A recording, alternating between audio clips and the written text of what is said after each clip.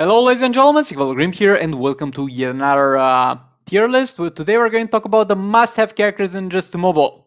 So this tier list is going to focus on the characters that you have to have in order to deal the highest possible damage in raids and soul raids. It goes without saying that this is going to not focus so much on Arena and CA, because those two mods are not demanding, and the characters that you're going to build for raids and soul raids are going to do well enough for you over there, but it doesn't go the other way around. We're going to make a few exceptions though for a few characters that are going to be mentioned in higher tiers that are specifically good on in Arena and CA, but they are going to do so with little to no investment, that making them actually a pretty good thing to have around. And by no means this is not the best character tier list. I've already done one of those, so you might want to check that out if you want to. But this is going to focus on the mandatory characters for progress, because some characters in the game are very good, by no means do you have to have them in order to have the most optimal progress and damage. The characters on this list will not be arranged in any particular order, like from best to worst. They are going to be arranged sometimes in teams, sometimes in categories, just for the purpose of me being able to explain and show easier to you what I am talking about.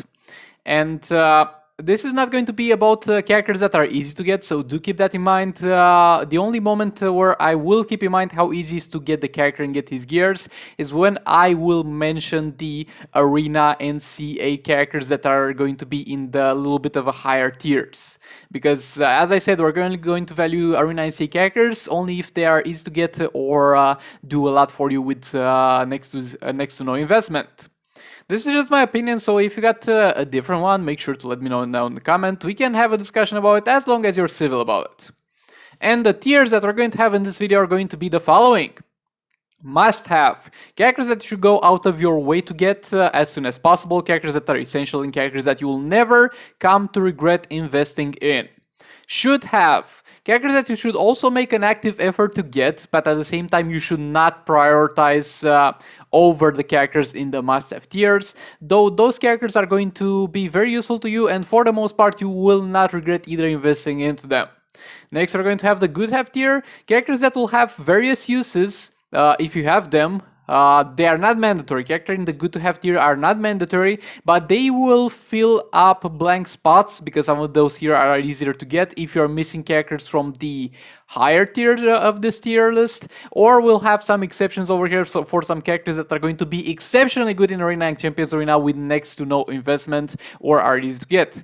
And yet again, while you should not go out of your way to get any of the characters in good to have tier, make sure you do farm and the characters that are from the challenges here or from the Arena seasons, and you do buy the characters that are here from the Arena and League store. And and the last tier is going to be not needed. Most of the characters in this tier are just bad. Some of them are going to be just average, and some of them are going to be specifically good in Arena and Champions Arena, but will require a very high investment to get to that point, making them just not really worth it. Not really worth it. But yeah. With that being said, if you enjoyed this video, please do like, comment, subscribe, and share, because it does help a lot. And let's get into it. So we're going to start this one off from the top to the bottom. Usually I start from the bottom to the top, but today we're going to start from the top to the bottom, because we're going to talk about from the characters that you should need to get the fastest to the characters that you don't even need to bother about. And usually with those long videos I kind of get winded by the end of it, and I have the least enthusiasm talking about the best characters, and that just won't do. So in the must-have tiers, we're going to have pretty much, as I said, we're going to focus a lot on raids and soul raids, and over here we're going to have the characters that are going to be in the top 6 teams for all the raids and soul raid mods. Any character in here will find its place guaranteed, not in some specific situation. Those characters here will have a guaranteed place in the top 6 teams for both Dawn of Apocalypse soul raids, Rise of Krypton soul raids, and normal raids. We're going to start with the Bad Ninja team. With the Bad Ninja team, all of the characters in this tier are going to be mandatory. because Gorilla Grodd is going to be a great support character and combo builder. You can even use Gorilla Grodd as combo builder for other characters if you do not have the Batman Ninja team. He will do just fine. Batman Robin is going to be a must-have because of his passive, increasing the lethal attack damage of the Batman Ninja team, that being the main reason why they actually deal damage. And Batman Ninja Catwoman being right now arguably the best damage dealer in the game if you have Beta Club. If you do not have Beta Club, the third best, let's say the third best damage dealer in the game. Next up, we're going to have the League of Anarchy team, the Harlequin one. The last ever Joker will not be on this tier, will be one tier below, and we'll explain that. But the League of Anarchy team, this one with Arkham Knight Batman, Untitled Poison Ivy, and Harlequin, will be guaranteed to be in the top 6 teams for all the mods. Will perform amazingly in Dawn of Apocalypse Raids, will perform well enough in Rise of Krypton Raids, and will do well enough for you in normal raids. And, well, I'll get more into it when I get to Joker. The Joker League of Anarchy will indeed be a little bit better for normal raids, but this team can do just fine in normal raids as well, and unlike the Joker League of Anarchy team, will do very well in solo raids as well.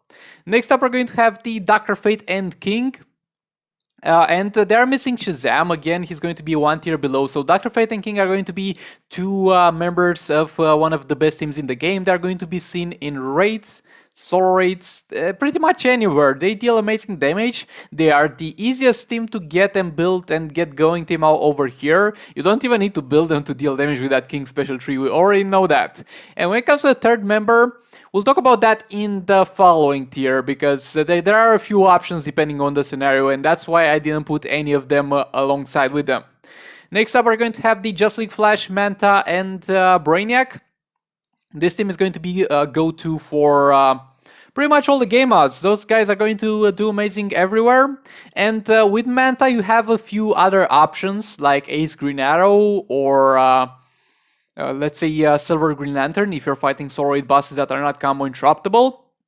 But those are not mentioned. I just put Flash in here with them, because Flash is going to be the most encountered one, and at the same time Flash is going to be a good character in itself. We'll talk about the other options further down the line. Black Manta is amazing, great damage there in all the game modes, and Brainiac, while previously being just a good support for Black Manta, nowadays, since he's got himself upgraded, he's going to be a far better character overall. So yeah, this team is going to really pull in some huge amount of damage and some great performance for you no matter the mod. This, alongside with the King team, are going to be the most versatile teams in the game. Yeah, the argument can be made about the Batman Ninja and League of Anarchy. All of them in this tier are just so good. And the last one is going to be the Silver Banshee team. We're going to have Silver Banshee as a damage dealer, obviously. Another easy character to get, just farm her challenge. Haven't seen that in a while though, by the time I'm making this list, but it should come back. We're going to have Power Girl to reduce the power cost of Silver Banshee, and we're going to have Reverse Flash as the combo builder. With Silver Banshee team, it's going to be one of the best teams for all game mods. Like this team, while the previous teams kind of fluctuate in terms of the performance that they do in certain mods, this team is going to maintain a solid number 5, the 5th best team in any mod. And I think that's pretty much it for it. And no matter the mod, it's going to be the 5th best team, and that's just good enough. In terms of the alternative of combo builder for Silver Banshee, I put Reverse Flash all the way in here, because he's easy to get, and at the same time he's the most used one. You are going to have two other options that we'll talk about later on. But yeah, with all that being said, this is the must-have tier. Do go out of your way to get all of those characters. They're going to do great for you, and you will not regret investing into them. Okay, so let's move on to the should-have tier. Okay, so starting off the should-have tier, we're going to have the Justice League Superman, Justice League Cyborg, and the Silver Batman. Those three are going to form one of the raids and story teams, but those are going to be a tier below because, well, they're very good. We're still talking about very good characters over here, characters that you should eventually get. You should not prioritize necessarily building this team because, well, this team is going to be in the top 6 teams for Dawn of Apocalypse story raids, will do well enough for you in most fights in Rise of Krypton story raids. It just doesn't make the cut for the top 6 raid teams for the most part. And that's why they are a tier below, but nevertheless they're going to be an amazing team. But over here, keep actually talking a little bit about the fact that they are pretty hard to get. And like when we're talking about the top teams in every single game out, that doesn't matter. But when we're talking about a team that is going to not do so well normal raids, but is built for soul raids, it's just not gonna carry them also being kind of hard to get. But yeah, they're a very solid team indeed. And yet again, with Silver Batman, you can put pretty much any Batman in there, but putting Silver Batman gives you some crit chance for Superman, allowing you to put more attack instead of that crit chance.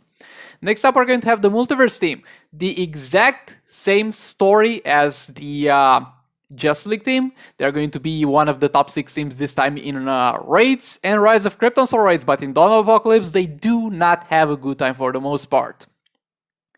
Next up, we're going to have Let's Have Joker. Yet again, this guy is going to be amazing. Maybe the best character for normal raids, coupled with Entangling Poison Ivy, of course. But the thing is, it's going to be kind of the lesser version of the League of Anarchy, because while he does well in normal raids, Harlequin is going to do a little bit worse, but not by a huge margin. And at the same time, Harlequin is amazingly better than him in soul raids. So if you have the choice, do build the Harlequin first of all, and then focus on getting all set and done with Last Have Joker. Yet again, an amazing character, but Harlequin takes priority over him. Next up, we're going to have Justice League Aquaman thrown in there. Like, he's a support character for the, let's say, alternative Justice League team, like Justice League Flash, Justice League Cyborg, and himself. And while it's not going to be the best option, it's going to be most likely the only option that most of you have. So yeah, there we go. There's Aquaman. And now we're going to have support characters that, while never being permanent members of a certain team, they are going to be useful in some specific scenarios or in a lot of specific scenarios. Ace Green Arrow usually goes with Manta when fighting phase 4 in normal raids, and he also goes in any fights that need power draining in soul raids. He's pretty versatile at that. Red Hood goes with the Multiverse team, like he's a permanent member of the Multiverse team in normal raids to extend the duration of the fight.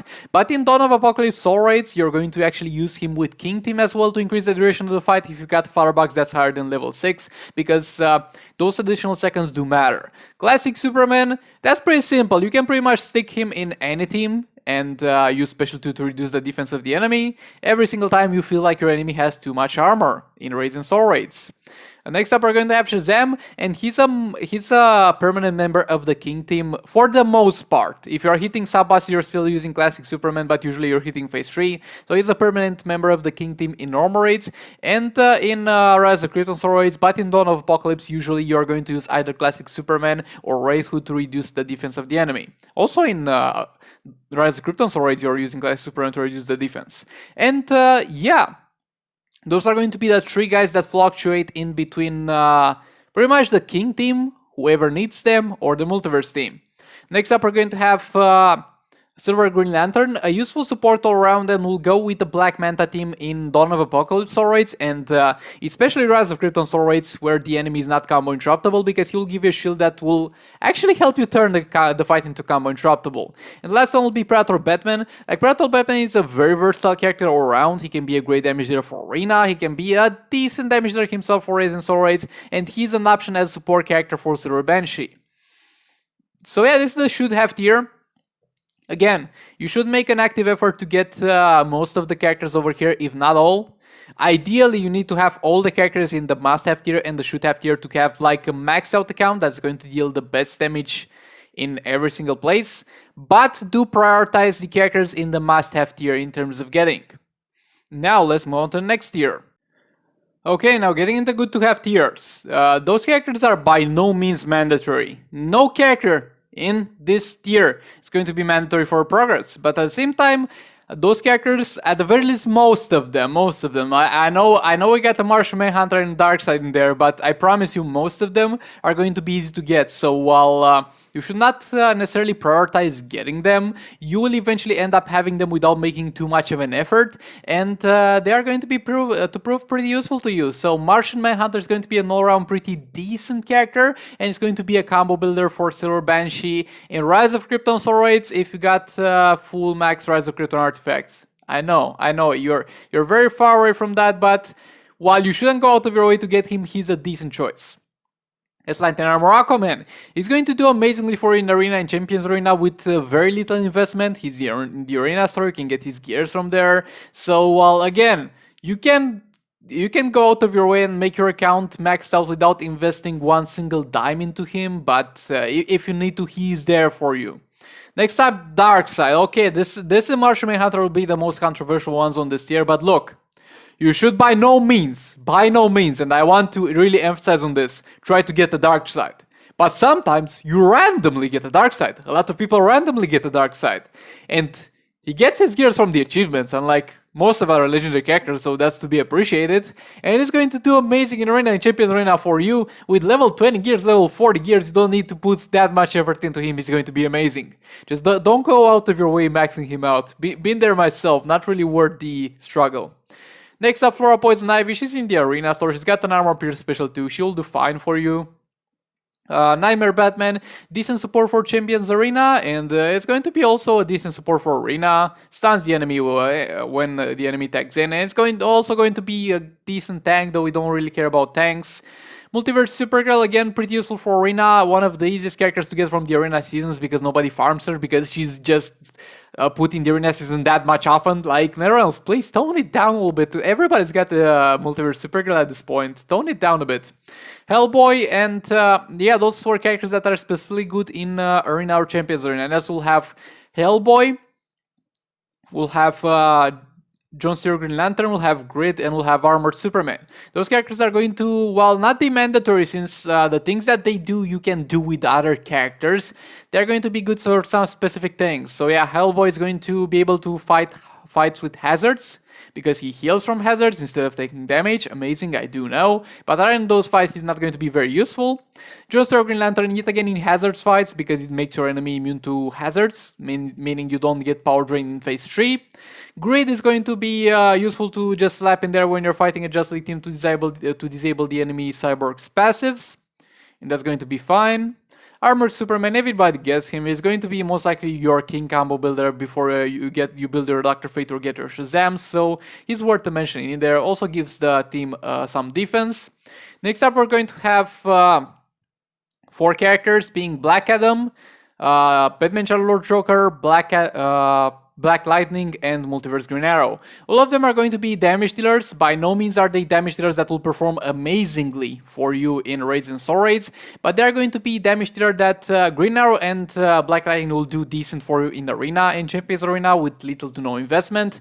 And Black Adam is going to be like the is going to be in the top 10 raids and soul raid teams. That doesn't mean much, but he's going to be there. And Last Ever Joker can act like a replacement if you don't have or have only 1 or 2 gears on Batman Catwoman, though Catwoman performs overall far better than him. Next up, we're going to have the support characters. Like, those characters that we're going to talk about now are not going to be mandatory support characters in any team whatsoever, but at the same time, in some scenarios, or if you're missing one of the key characters in some teams, they are going to be proved useful. You're missing some fast tech chance, just slap a Silver Flash or a Speed Force Flash in there. You're missing some crit chance and want to do more damage on basic attacks, slap a Bane in there. You want to have some bonuses on Taggins, slap an Atrocitus or an EGL in there. Scarecrow increases the power bar cost for the enemy. And then we're going to have the classic Batman and Batman Ninja Harlequin. So classic Batman buffs the Batman characters in just by being in your roster without having to be in the team, and Harley buffs the Batman Ninja characters just by being in your roster without having to be in your team. And while by no means those are like mandatory to max out, you should eventually work towards them in order to get like the absolute most out of those characters. So yeah, this is the good to have tier. Again, do not go out of your way to get any of those characters, but most of the characters over here are going to be pretty easy to get, so you are going to eventually end up having them. Just farm the Arena season and their challenges when it happens, and you're not going to regret it. Next up, we're going to get into the last tier of the video. Okay, so I'm not going to necessarily specifically go over each and every character in this tier. And I'm just going to say the fact that you can go throughout the entire game without having any of those characters, and you will still work at peak performance for the most part in all the game mods. So yeah, Silver Comment gives you some stun resistance, that's notable. Wonder Woman is going to be an okay damage dealer, but kind of occupies a spot in the Just League game that she doesn't deserve. Boy oh boy, the Suicide Squad are amazing in Arena and Champions Arena, but they are hard to get and very hard to gear up. So good luck with that one. Mythic Wonder Woman, it's pretty much the same story as it's with Darkseid, only she does not come with gears, so we'll have a problem with that. And at the same time, she needs to be maxed out to work well in Arena and Champions Arena, unlike Darkseid, of course. A lot of other silver characters over here, which in their own right might be decent.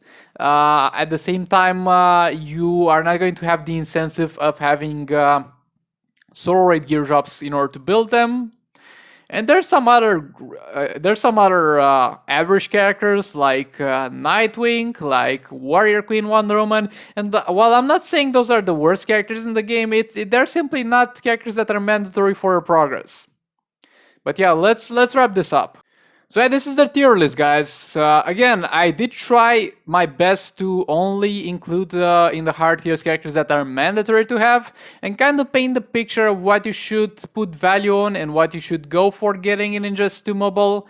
Again, this is not like all the characters in the first 3 tiers should be built, but most of the characters in the first 3 tiers should be had, because some of them are just support characters. I do have a tier list for what characters to build first or something like that, so make sure you do check that out.